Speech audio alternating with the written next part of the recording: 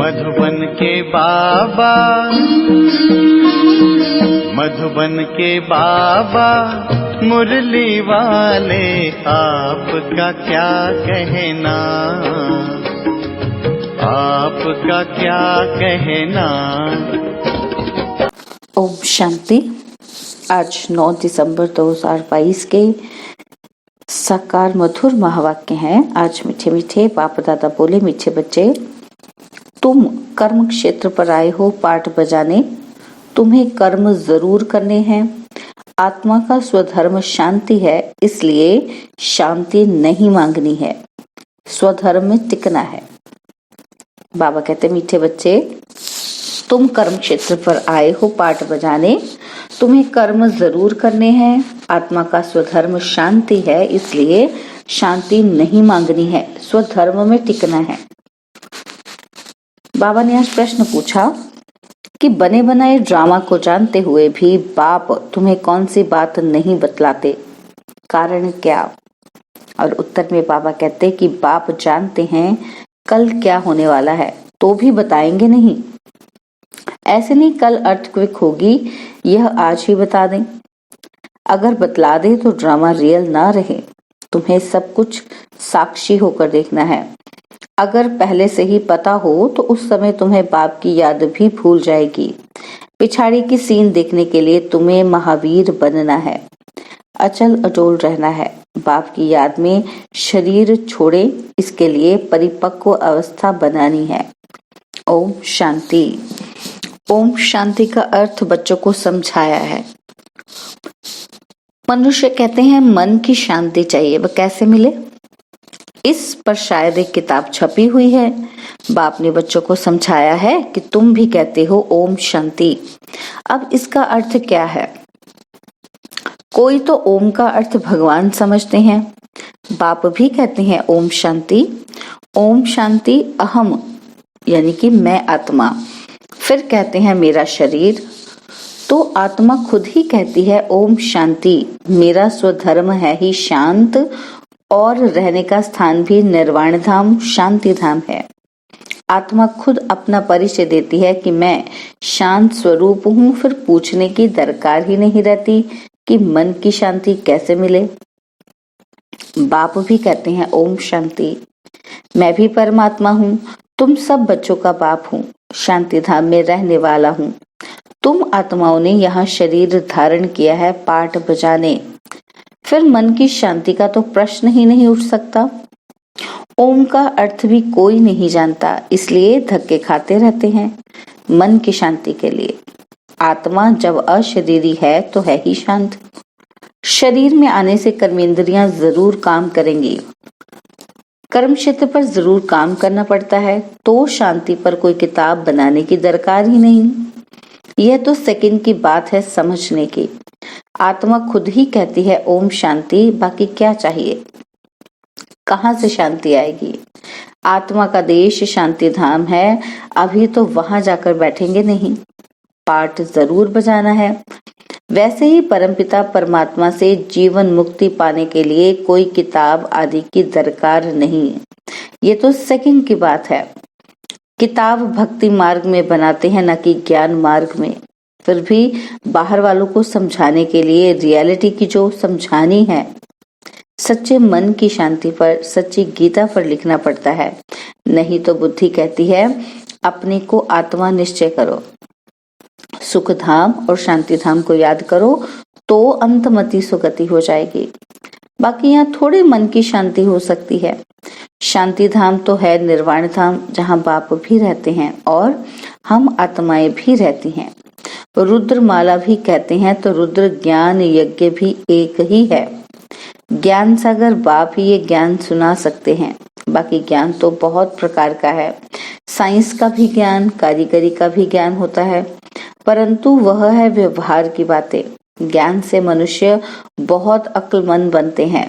अभी तुम बच्चों को सृष्टि के आदि मध्य अंत की नॉलेज मिली है। ये पाठशाला है, यहाँ पढ़ाया जाता है। बाप है ज्ञान का सागर, उनको सब नॉलेज है, सब वेद शास्त्र आदि को जानते हैं। रॉन्ग राइट, झूठ सच क्या है वह मैं समझाता हूँ। अब बताओ सच क्या है? सर्वव्यापी कहना यह सच है? मैं तो तुम्हारा बाप हूँ।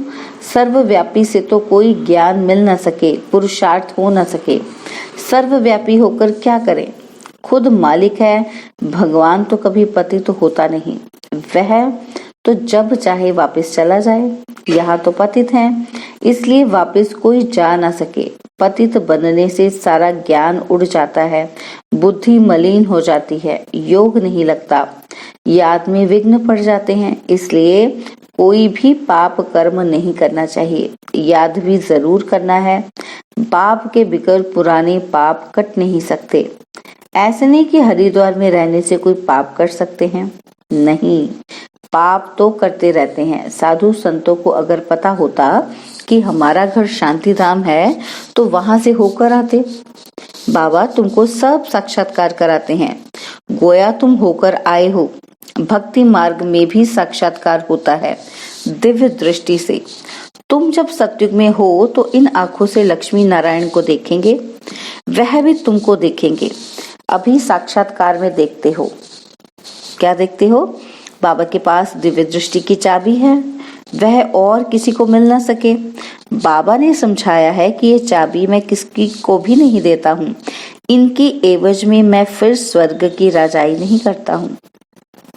तराजू, बाबा कहते तराजू एक तल रखते हैं, तुम विश्व के मालिक बनते हो, मैं नहीं बनता हूँ।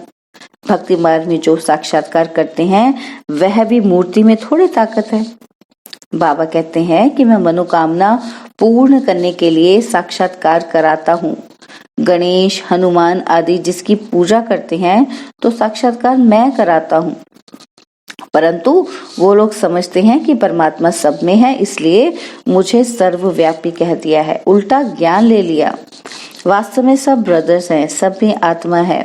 सब फादर तो हो ना सके, सभी आत्माएं पुकारती हैं कि हे गॉड फादर रहम करो, तो तुम सब बच्चे हो गए। बच्चे बाप से वर्षा लेते हैं तो देह का अभिमान छोड़ना पड़े। बस मैं आत्मा बाप से वर्षा ले रही हूँ। आत्मा को मेल व फीमेल नहीं कहते, भल चोला फीमेल का है, परंतु ये कहना ठीक है कि वर्षा ले रहा हूँ। बाप से वर्षा लेने का हक सबको है। मैं क्रिश्चियन हूँ, मैं फलाना हूँ, ये सब शरीर के धर्म हैं। आत्मा एक ही है, शरीर बदलता है तब कहते हैं ये मुसलमान है, ये हिंदू है। आत्मा का नाम नहीं बदलता, शरीर का बदलता है। बाप तो है ही पतित पावन ज्ञान का सागर। बाप की महिमा अलग हो जाती है, वह शांति का सागर, ज्ञान का सागर है। उनके साथ योग लगाने से हम शांति धाम चले जाएंगे, सो भी अभी। ऐसा योग कभी कोई लगा नहीं सकते। तुम शांति धाम को जानते हो, बाकी याद शिव बाबा को करते हो। सन्यासी कहते हैं कि हम ब्रह्म ज्ञानी हैं, ब्रह्म से योग लगाते हैं, परंतु उनसे विकर्म विनाश नहीं हो सकते। वो योग ही रॉन्ग है।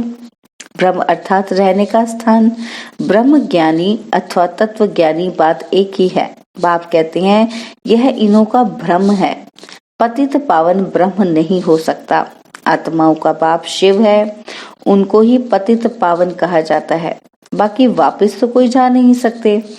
सभी को सतो प्रधान से तमो प्रधान बनना ही है, जबकि पहला नंबर श्री नारायण ही बनता है, तो और सभी भी जरूर तमो प्रधान बनेंगे, पुनर्जन्म लेते आएंगे, यह भी बुद्धि में रखा जाता है। तुम जानते हो हर एक धर्म वाले कितने जन्म लेते होंगे? देवताओं को कहेंगे पूरे 84 जन्म लेते हैं। औरों के जन्म एक्यूरेट नहीं बता सकते, कोई हिसाब करे तो निकाल सकते हैं, परंतु जरूरत नहीं है। हमारा अपने पुरुषार्थ से काम है और जास्ती बातों में नहीं जाना है। तुमको मुक्ति, जीवन मुक्ति चाहिए तो मन मना भाव, मैं हूं ही पतित पावन।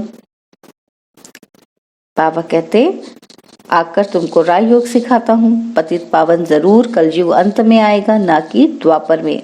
सिर्फ शिवरात्रि लिखने से अर्थ नहीं निकलता है, त्रिमूर्ति शिवरात्रि लिखना चाहिए। भक्ति में घोर अंधियारा है, तब कहते हैं ज्ञान सूर्य प्रगटा।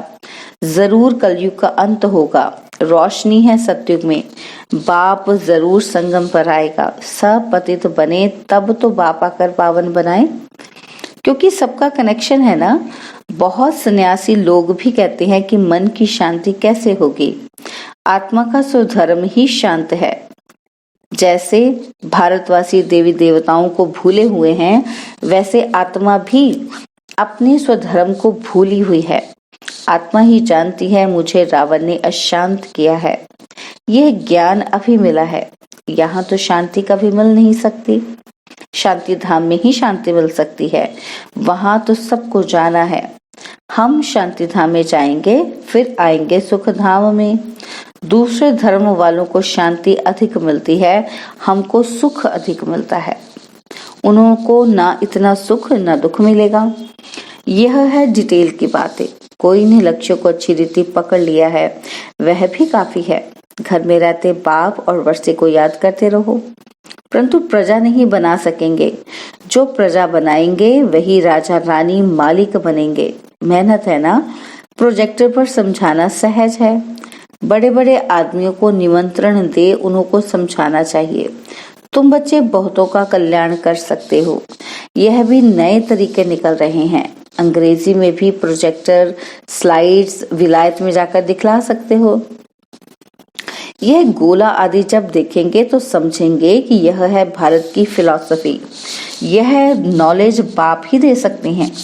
यह है रूहानी ज्ञान। रूह से ही रूहानी ज्ञान मिलता है। सच्चे डॉक्टर ऑफ फिलॉसफी भी तुम हो। बाप है रूहानी सर्जन।